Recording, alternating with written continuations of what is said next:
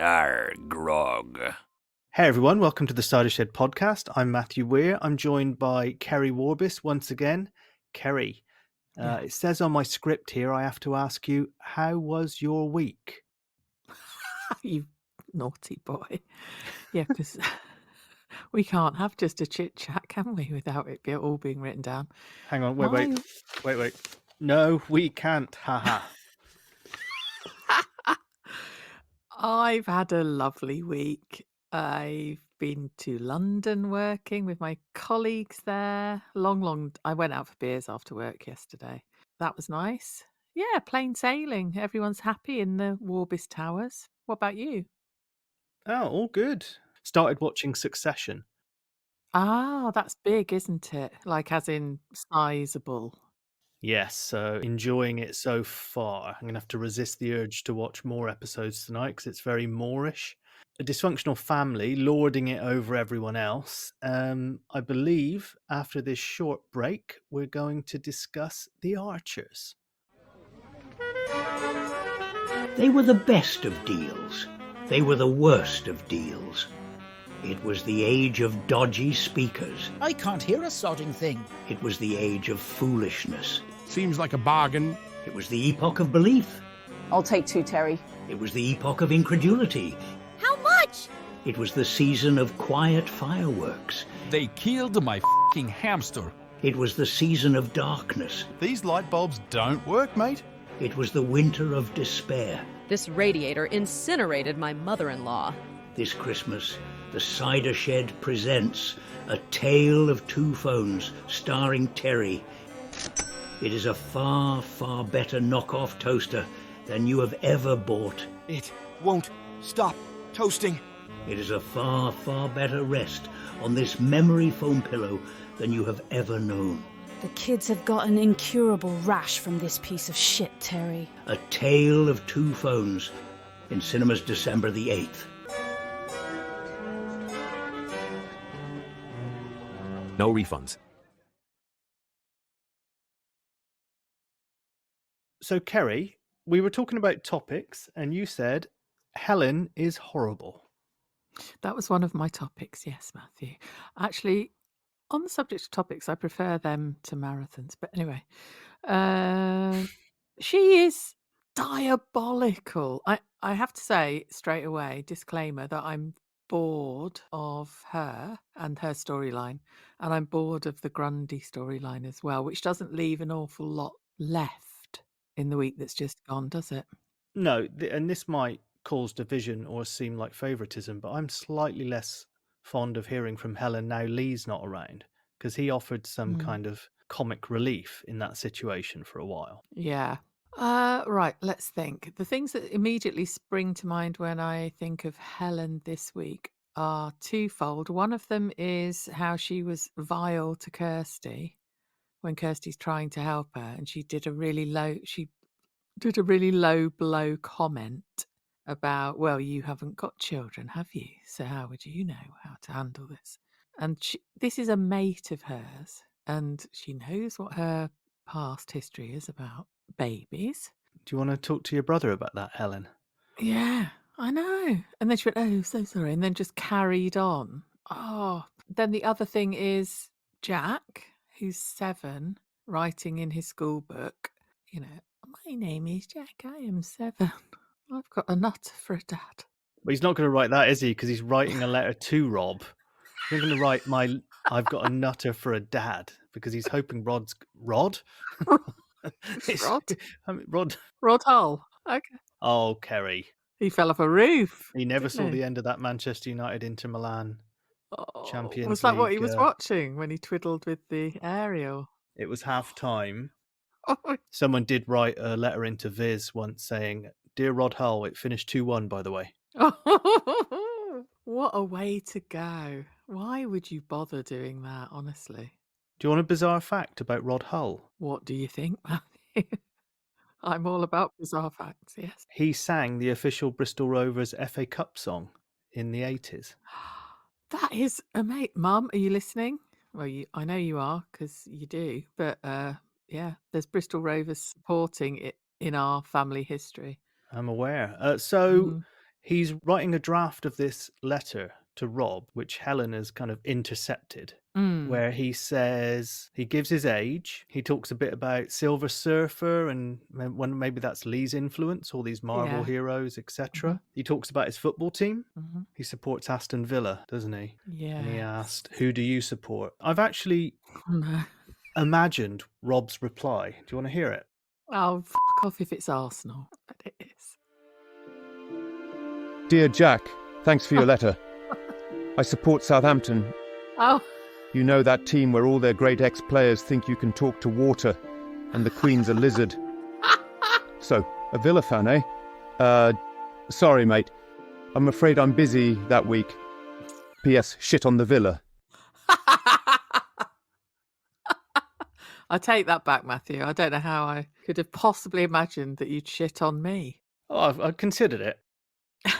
Maybe at the Christmas party. Oh, thanks. Oh, that was good. Yeah, so, right, okay.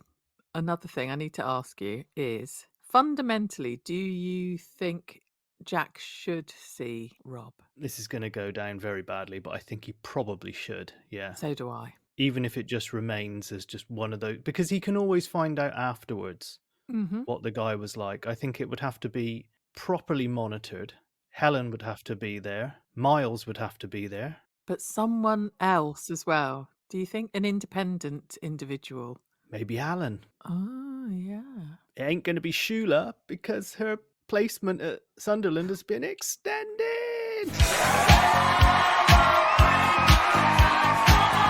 Yeah, she extended it herself. Thank God. Hurrah! And she's having a whale of a time. I did a tweet where there was a picture of this woman sitting on a bench, sort of covered in a black veil, all by herself. That was how I imagined her having a whale of a time. So yeah, who else could be in the room with them? I think Miles is good to keep Rob in check. Not that he did a great job of stopping him parking on a traffic island and stopping all the traffic going into Borchester. Harrison might be a good shout.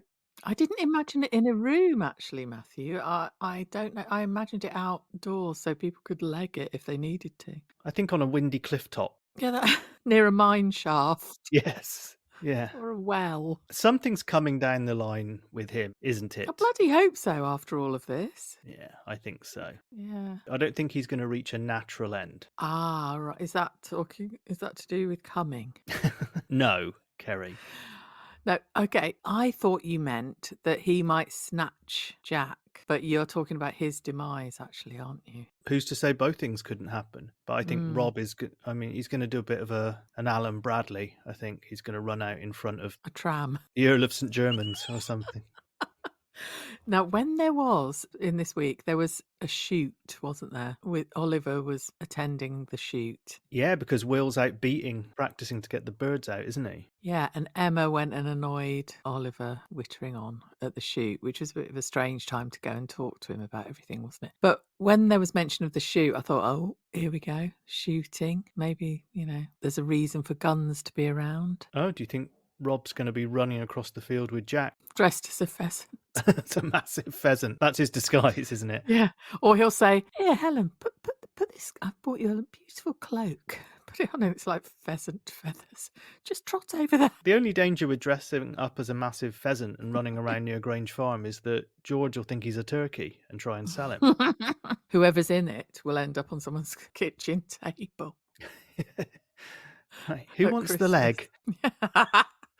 Yeah, I agree with you. I think it should go ahead. What I don't think should happen is just Helen in some hysterical state takes Jack for that to happen.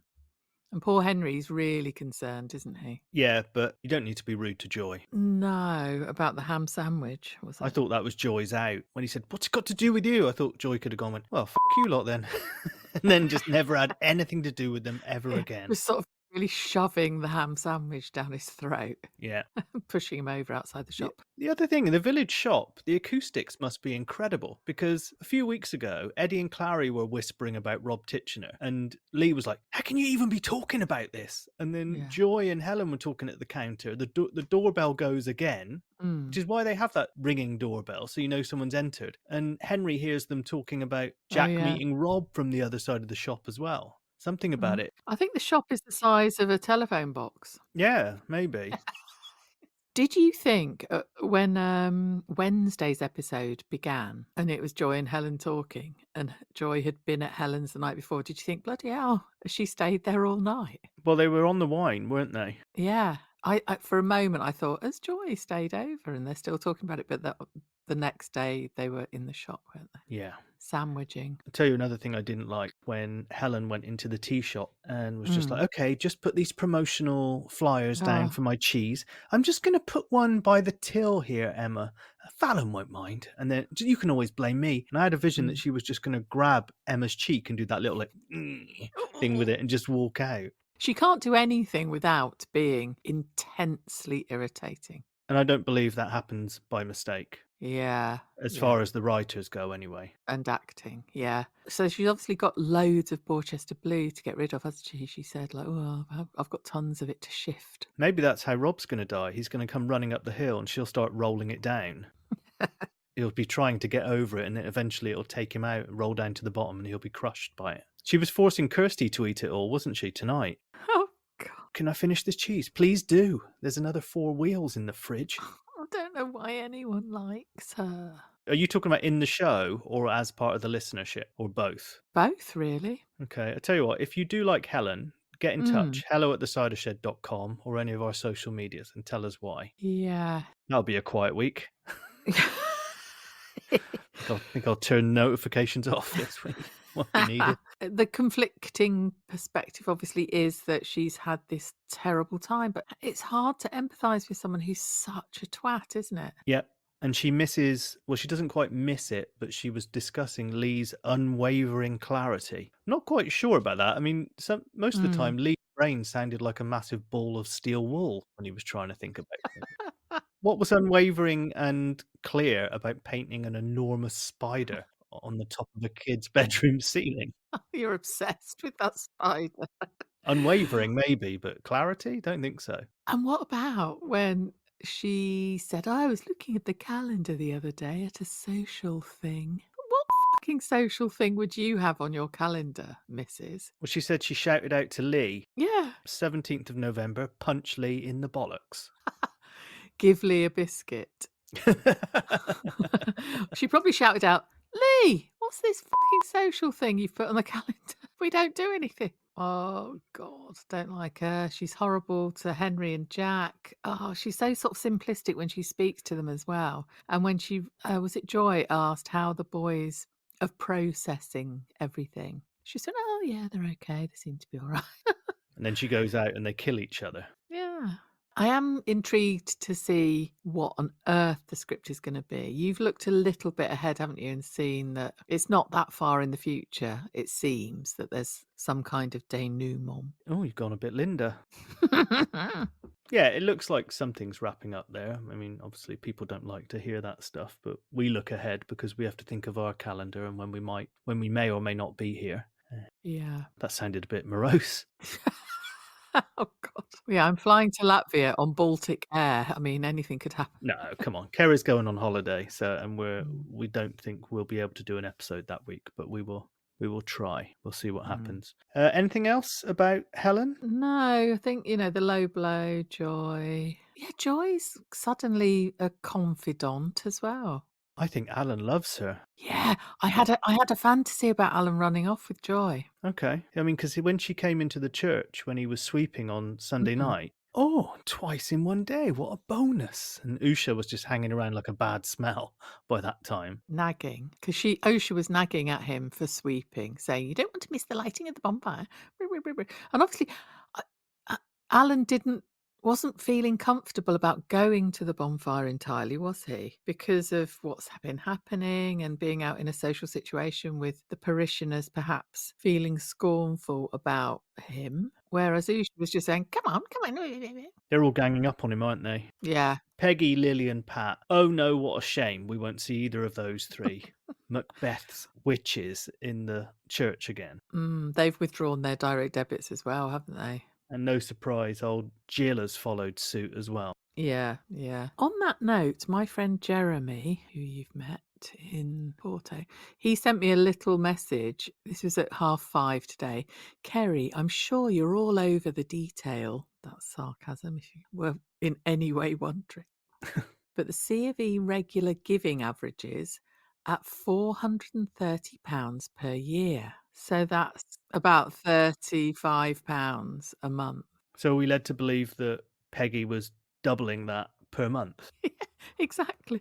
I just love the idea that Peggy, who's lording it up, going, well, I'm going to tell everybody that I'm withdrawing mine, was actually paying £38.50 a month.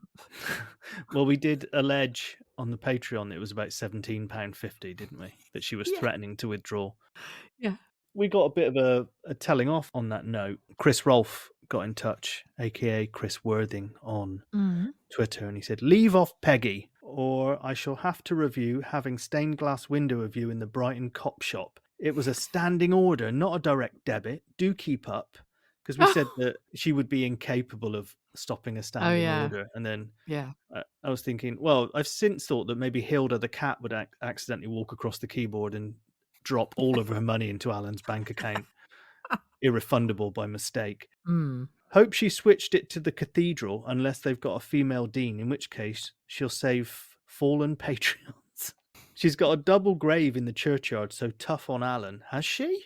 Oh. I guess she might. She said, love to you Double both. I'm looking forward to the Grundy eviction. Kind regards, your favourite bunny boiler, Chris Worthing. Well, Chris did mention us in a tweet saying that, well, we would have to vacate the cider shed due to Eddie needing the space from the barn. Apparently that ain't the case, because in the words of Eddie Grundy tonight, yeah, well, at least I've still got the cider shed, eh? Yes. Yeah, so rumours of our eviction are greatly exaggerated. Yeah, so piss off anyone who wanted that to happen. Oh, right. Yeah, well, I mean, direct debits were mentioned as direct debits, though, on Sunday's episode. Maybe Lillian and Jill do direct debits. So Alan goes to the quiet firework display, which was a roaring success. No pun intended there either.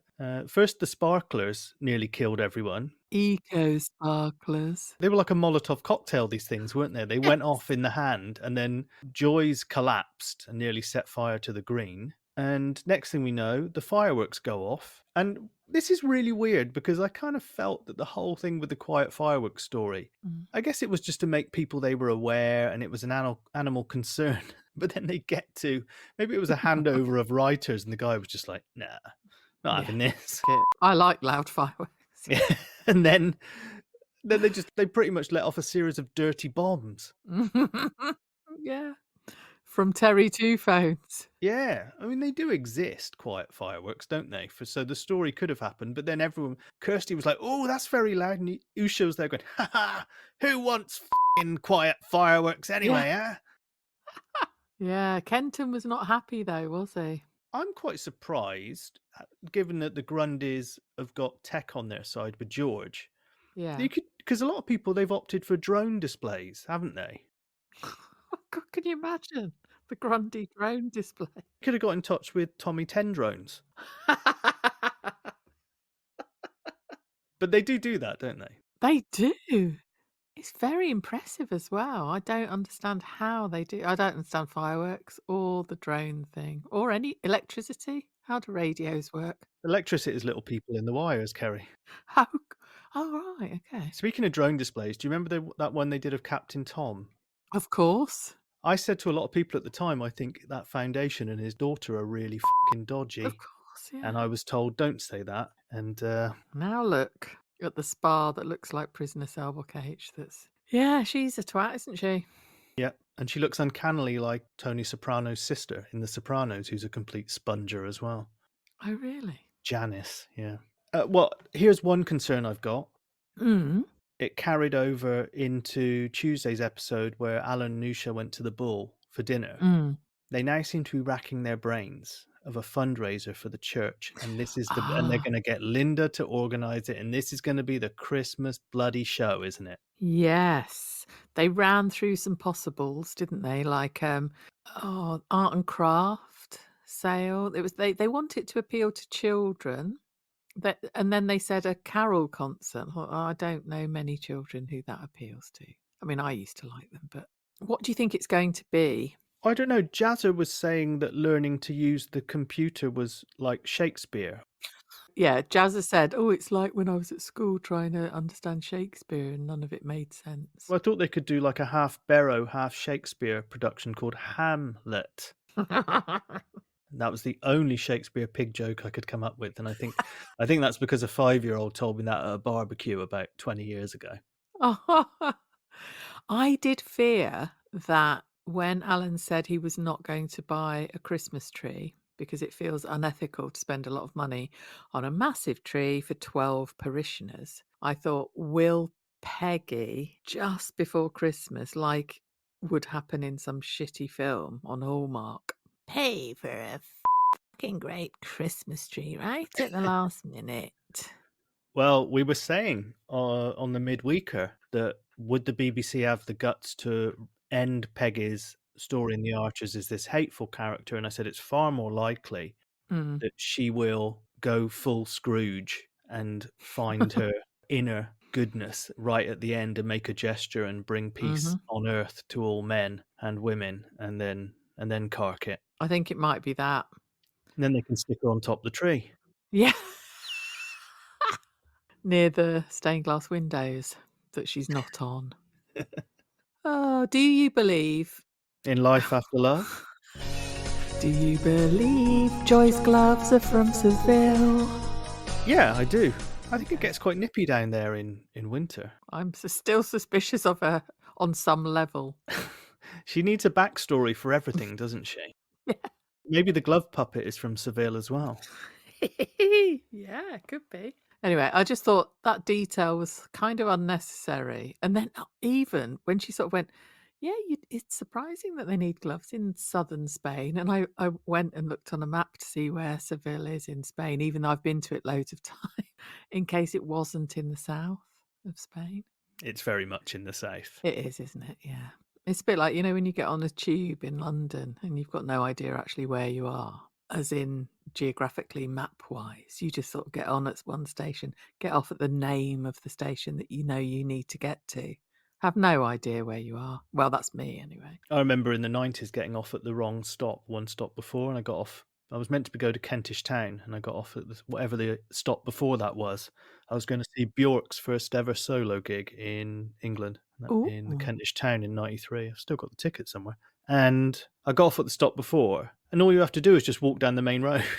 And then you get to it was the Forum there. No, what was it? The Kentish Town and Forum, or has it changed its name? Can't remember. Anyway, it was there. And I was like, oh, I could just walk around London.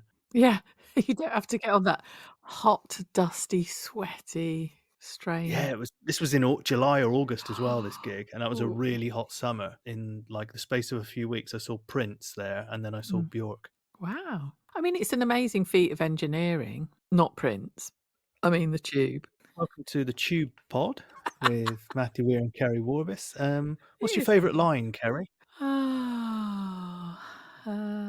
See, I don't have to fucking know. I thought you were going to say, frankly, my dear, I don't give a damn. Yes. Tomorrow is another day. We've gone on holiday by mistake. What was your favourite line in The Archers this week? Yeah, well, at least I've still got the cider shed, eh?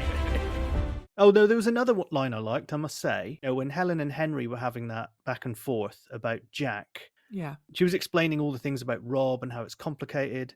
And then she said, I'll talk to Jack in the morning. And then it cut to the bull. And Tracy's voice was quite squeaky, and I still thought it was Henry. So I suddenly thought Henry followed up with, how about a mini food festival? I thought, how is that going to help, Henry, in this situation? You're going to invite Rob, invite Jack, and hope it all. And then I was like, oh shit, it's Tracy. Does that mean you have mini food? Yeah, I think so. Really tiny, minuscule. You know those people that make like burgers you can only see under a microscope? Yeah. No, wouldn't be able to pick one of those up? Oh, Jazza with his hands that are massive and have calluses on. I tell you what, on that note, let's take another break, and when we get back, we'll talk pigs. Okay. He was just a boy from the big house, in more ways than one. And he was just a lonely aquatic mammal looking for love. This Christmas, The Cider Shed presents When Freddy Met Freddy. This whole time I was looking for my purpose, and all I needed was my porpoise. A big forbidden blowhole of love and laughter. In cinemas directly opposite the ones showing A Tale of Two Phones. No, Freddy! I told you I'm not into that. No, not again. Swim for it, Freddy!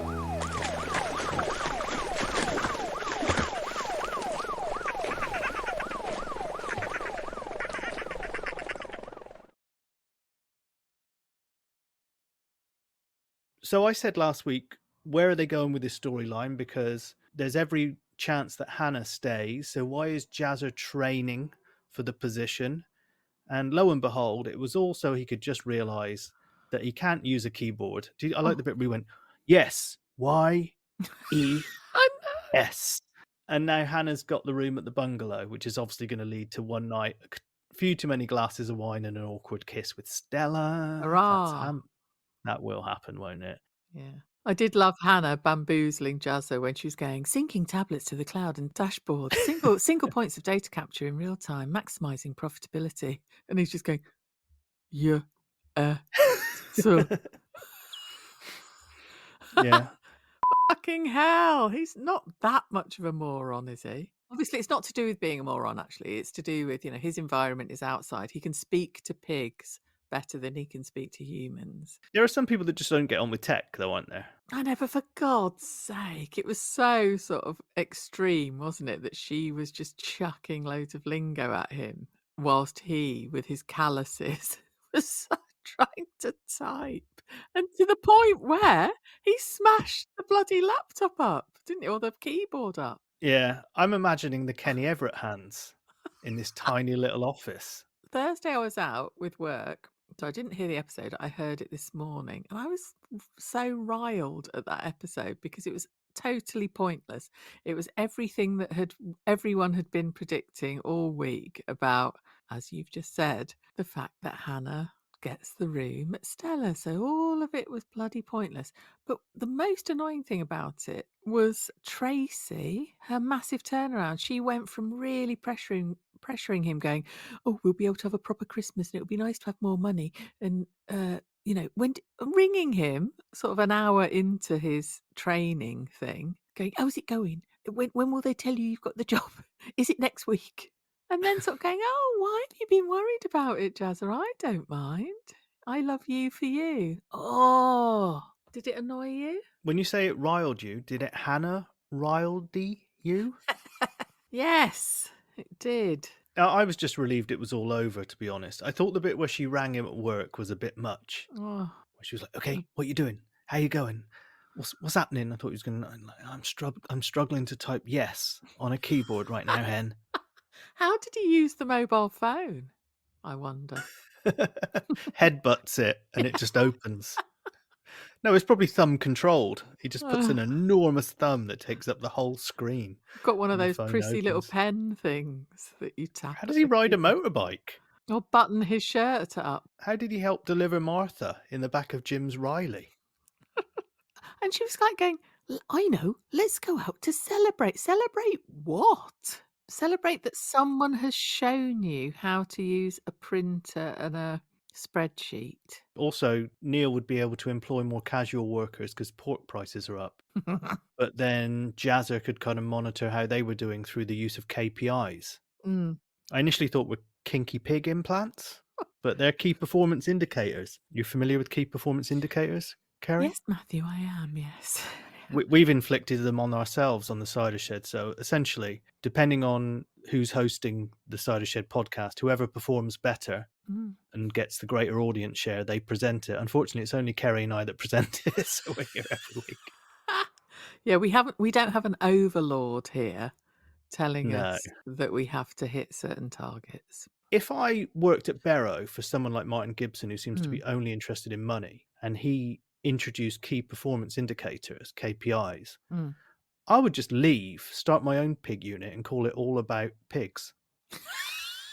And I'd support them, whoever did that. Yeah, exactly. Yeah. They're better for doing that than they are for staying somewhere borderline Abusive. So that's Barrow. Yes, woo! I'm happy that Jazza is relieved. It was all ridiculous, wasn't it? The last thing I want is Jazza having stress at work, coming home, and that relationship in that house being stressful as well. Yeah. Just let them have nice things. That's all we want. Yeah. And speaking of put upon families having nice things, the Grundys, although they didn't behave particularly well this week, did they? No, not at all. And again, it's another set of people where, in theory, we should feel for them, but because they're all horrific, or they have been this week in particular, I don't feel any sympathy for their situation, because how they're treating Oliver, who has really taken care of them over the years, is not good, particularly Edward. Because Eddie was trying to sort of calm him down, wasn't he? Like, bide our time, we need to focus. We can't control this. Let's focus on the task in hand. And Ed was like, what am I going to do with my Texels? It's more expensive elsewhere.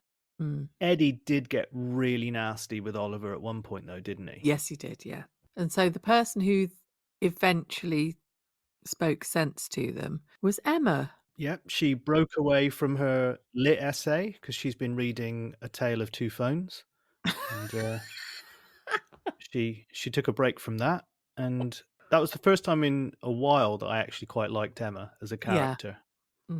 She was like, stop whining. What are you actually doing to find a solution? Why is it that the men in this family just whinge and don't come up with any answers at all? Have you rung round the farms to find out how much it costs to graze your sheep? That no, he hadn't done anything. They're just like really sort of whinging and crying. Is that why we then have this moment tonight where Eddie's seen the light in a matter of days and has then said, no, trying to pour water on the field is a silly idea, George. It's just like, so you've never done anything stupid in your life, Oh Eddie. my goodness, yeah. When he said, I tell you what, about failures, they're great because you really learn from them. Well, you bloody haven't learned from any of your failures. Ed went a bit nuts on Oliver, didn't he? He was like, how's this then? I think you should sell your hotel. That's what I think, so I can keep some sheep. How's that for a business decision? I thought Oliver was just going to be like, fuck off, mate. Have you lost the plot? Dear, oh dear, what a bunch. They pretty much said that Grey Gables was a vanity project to the memory of Caroline without saying it. Yeah, because they said that was an emotional decision, wasn't it? Not a rational one. And Oliver said, I'm walking away now before one of us says something we regret. And I was like, they've kind of already said it. Yeah, they have. We're the serfs and you're the lord of the manor turfing us out so you can hobnob with your posh mates. Yeah, and Oliver said, like, this community needs Grey Gables to be a success. I mean, it's hugely complicated, isn't it? Because it's Ardill's fault, really, isn't it? A little bit, a big bit. Ian got a couple of mentions. Helen said that Ardill had thrown Ian under the bus, hopefully. Yeah, but sadly, in that sort of community, they're about like one every 4 hours, aren't they? So you'd have to time it just right. One in the morning, one at night, probably. And there's a bus that stops outside my dad's house. The timetable is there. And my dad just said to me the other day, no one's ever seen it. The bus? Yeah, it's like a stuff of legends. Like a UFO or something? Do people try and capture it on film? It's like the Marie Celeste. Yeah. It's meant to pass through. It goes into Stroud, I think, and then comes back from Stroud at about 8 in the evening. But yeah, they talk about it in hushed tones. Oh yeah, the bus. I could have sworn I saw a bus last night. Past the whiskey. Yeah, I was walking home from the pub about 11 o'clock it was. I'd had a few glasses of cider as This I bright light recall, came and towards me. next thing I know, they were putting kinky pig implants in me. Yes. Oh God. Time all went funny. Oh, it's that point in the evening. Yeah.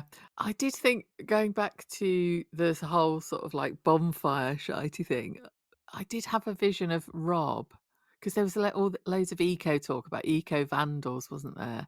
And Mia was the eco stable. But I thought, do you think Am I going to have to Rob... bleep that? No. Okay. I just...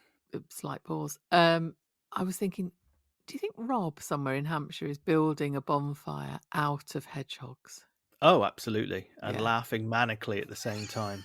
What's that benevolent philanthropist in The Simpsons in that episode where they go to live in this perfect town and Homer gets a job at this perfect plant and the guy's like a Bill Gates kind of really cool guy, and then he turns out he's a Bond villain. And like he goes into his office one day and he's blowing up the Brooklyn Bridge and talking to the UN at the same time. There's a bit where he grabs like a flamethrower and he's like, ha, ha, ha, ha, and just he's like, Homer, can you hold this for me? And then starts burning people alive. And that's how I imagine Rob would be. Setting fire to a bonfire full of hedgehogs. I didn't realise that Stella and Pip were on the planning of the bonfire night, because apparently no guys allowed. Oh, God. Sorry, that was from Bob Monkhouse's missing joke book that's never been found. That was a bit weird, wasn't it? You know, Kirsty, oh God, there's some terrible people over there who want to burn guys. It's like Guy Fawkes night. What's the problem with that? Is it that they might have sort of man-made fibres? Well, one was made of hedgehogs. But what is the problem with that? Is it to do with burning some sort of chemicals? Also, yeah, I think that's the general idea. Have a word with India and China, who are just pumping chemicals into the sky every day. Okay. Kirsty. I don't agree with that argument. Oh, what we should all sort of wash out our jars and stuff, shouldn't we? Yeah, I don't know. I find that argument a bit disingenuous, because then you're just saying, well, we shouldn't do it because they're doing it. Well, we should still do it. Well, yes, regardless of whether I think we should burn guys and have loud fireworks. Keri and I went a bit GB News there. Well, Keri did. I'm joking. Did you see the guy who used to be on Channel 4 was on a free speech debate on that nutter Neil Oliver that used to present Coast, who now just seems to be growing his hair and beard and moustache out.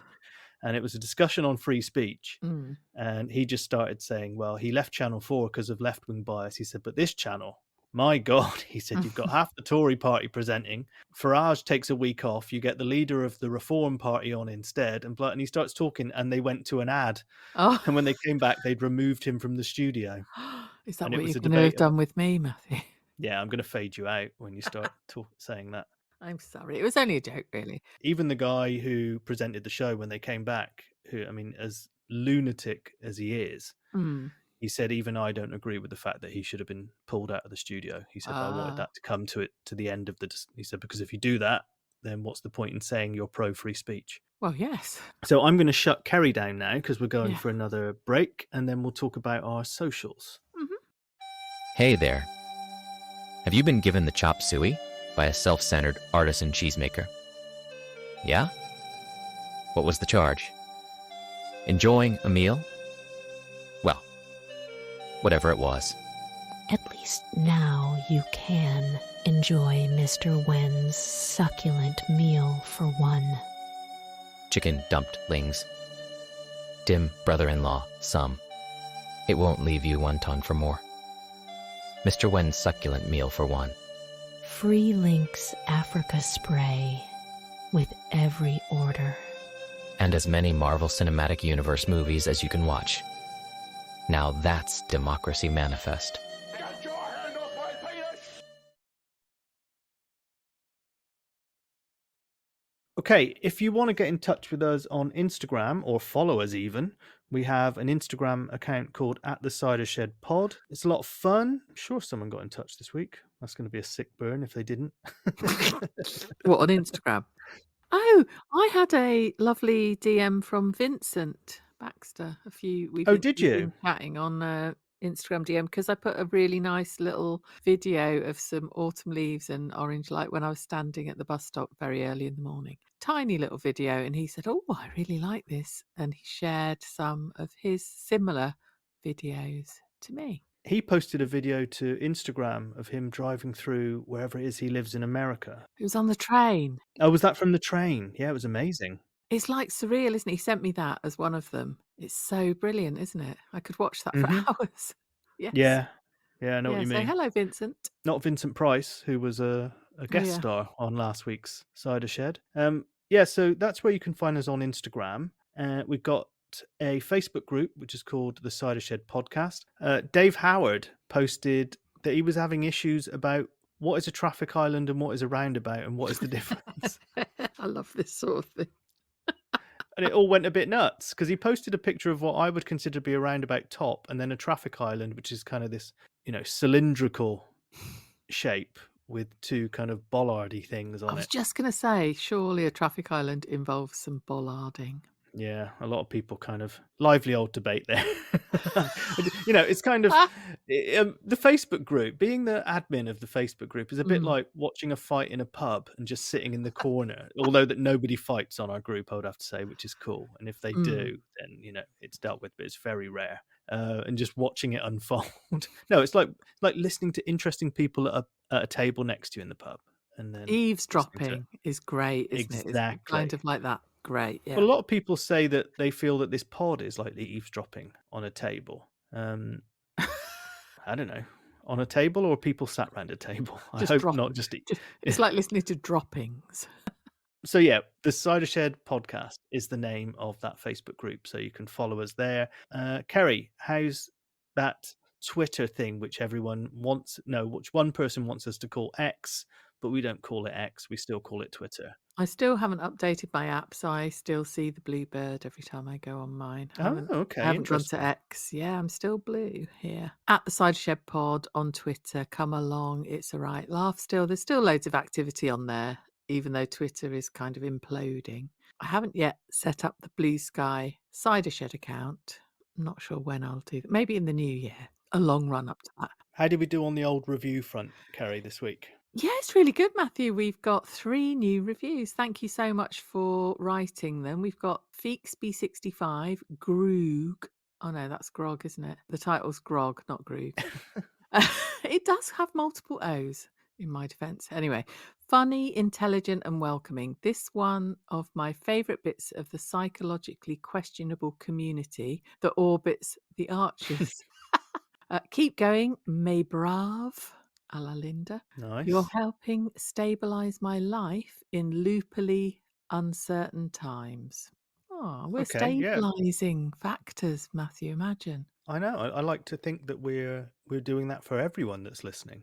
Oh, yeah, it's nice, isn't it? Then Chief Red Wine has written essential Sunday listening. Always available for an early Sunday morning wake up. This podcast is an excellent start to the day for all Archers listeners. Insights and irreverent humour by both Keri and Matthew, with clever ersatz adverts and other aural delights created by Matthew.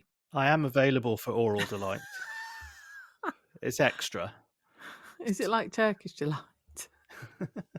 Paired with Ambridge on the Couch, no other Archers podcasts are required. And then in brackets, if you read this out on the show, you can leave the last sentence out. Which you have now not done, Keri. Too late, winky face. Yeah, no, we're reading that out. Then the last one is Z Charlotte Z. I like the jingles and the ads and the chat. Well, I'm glad you like the jingles because we've got 5 new Patreons. Woo! Let's get through it. So, Keri, do you say Desiree or Desiree? Desiree. There was a girl at our school called Desiree Ricketts, which is a funny juxtaposition of glamour and illness. She might listen to the pod. I don't know. She does exist. Maybe we'll have to not use that. I don't know. Rochelle Sciatica. Yeah. Gabrielle Piles. I think he plays for Brazil.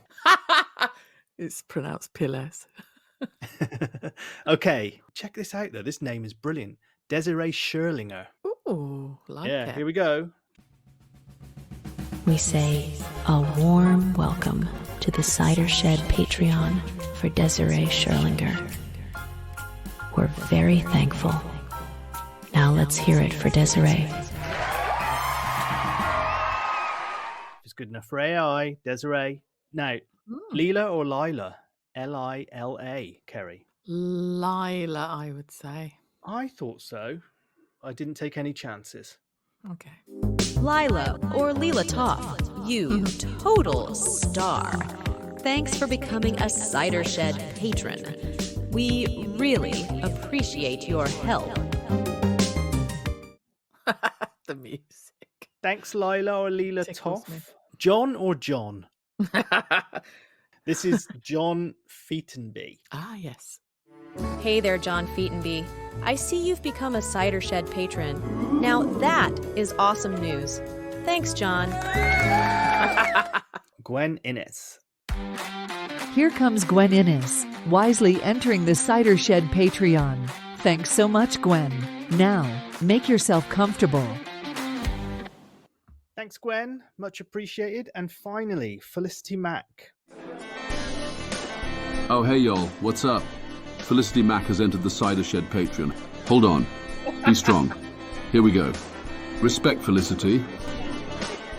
Felicity, I hope you're familiar with the 1996 song Return of the Mac by one-hit wonder Mark Morrison. Where was he from? Was he from like Coventry or somewhere like that? Oh, is he? Swindon. Oh, he was born in Hanover. Hanover, Germany, or Hanover, where I live in Brighton.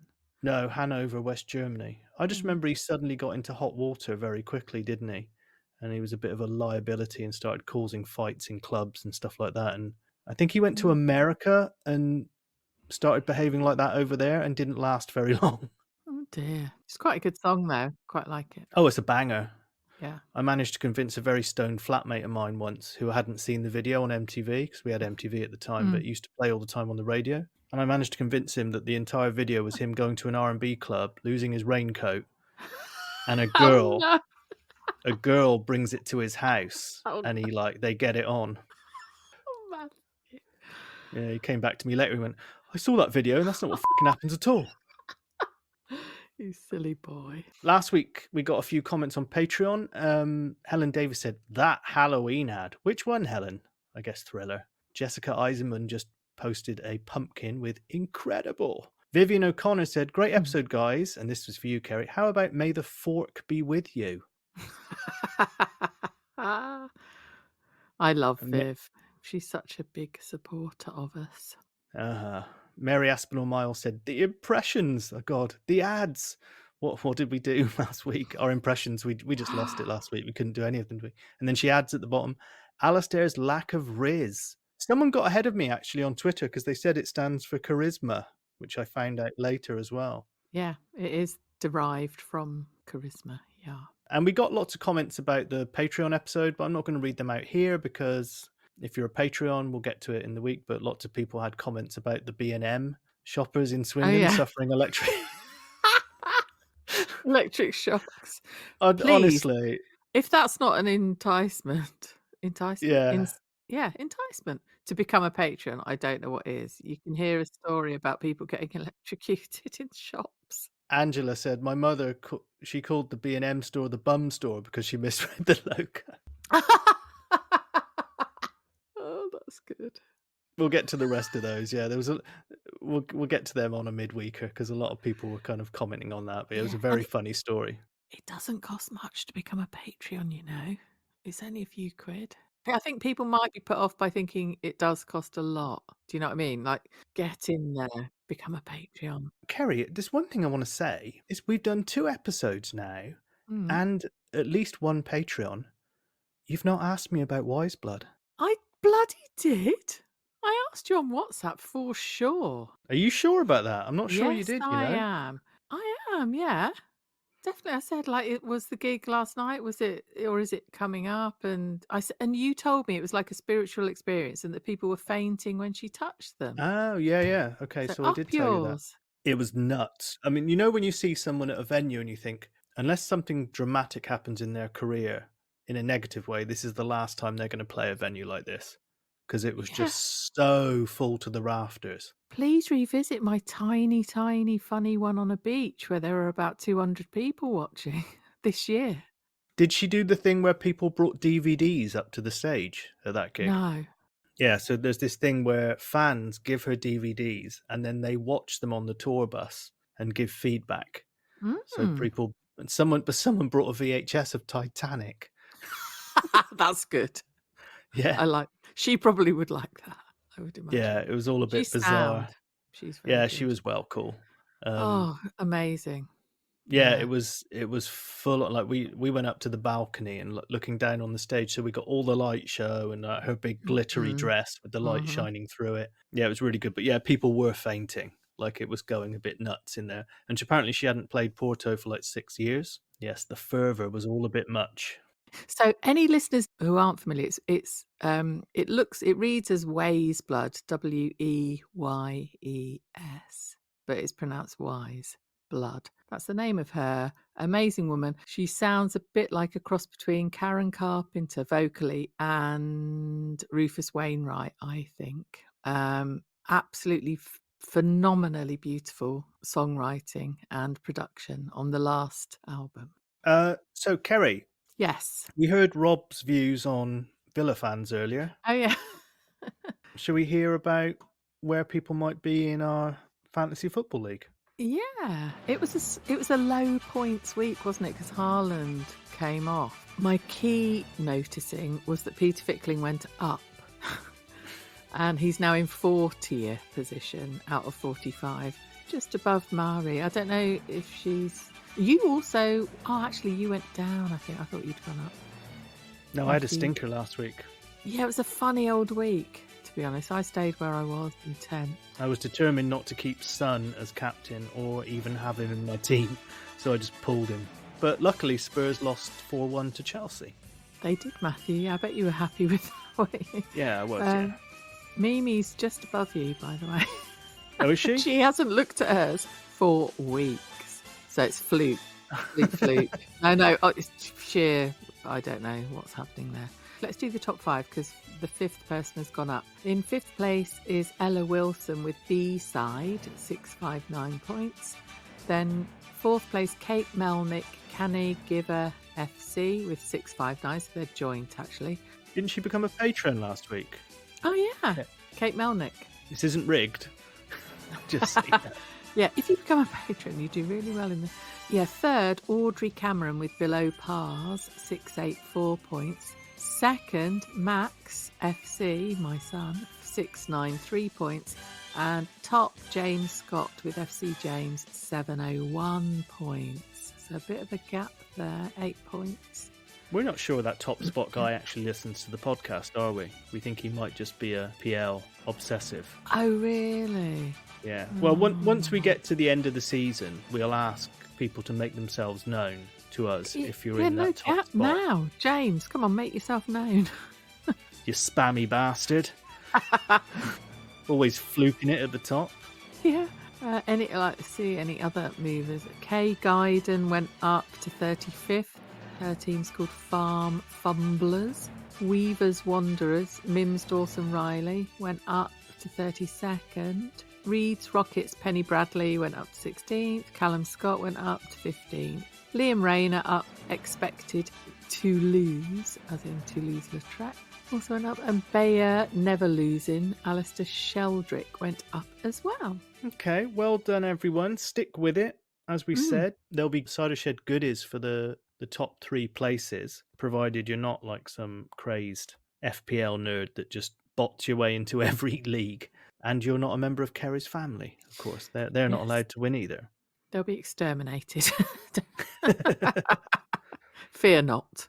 All right. Well, listen, take care of yourself, Keri. I'm sure we'll speak over the weekend. And let's all get ready for Brian's 80th. Yes, on the 20th. What day is that?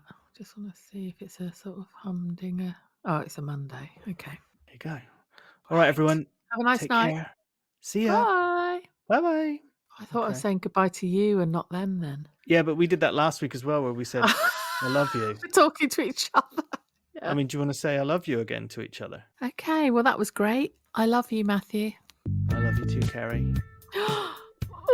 And you lot. As well. Okay. All right. Take care, everyone. Bye. See you next week. Hang on. Up yours.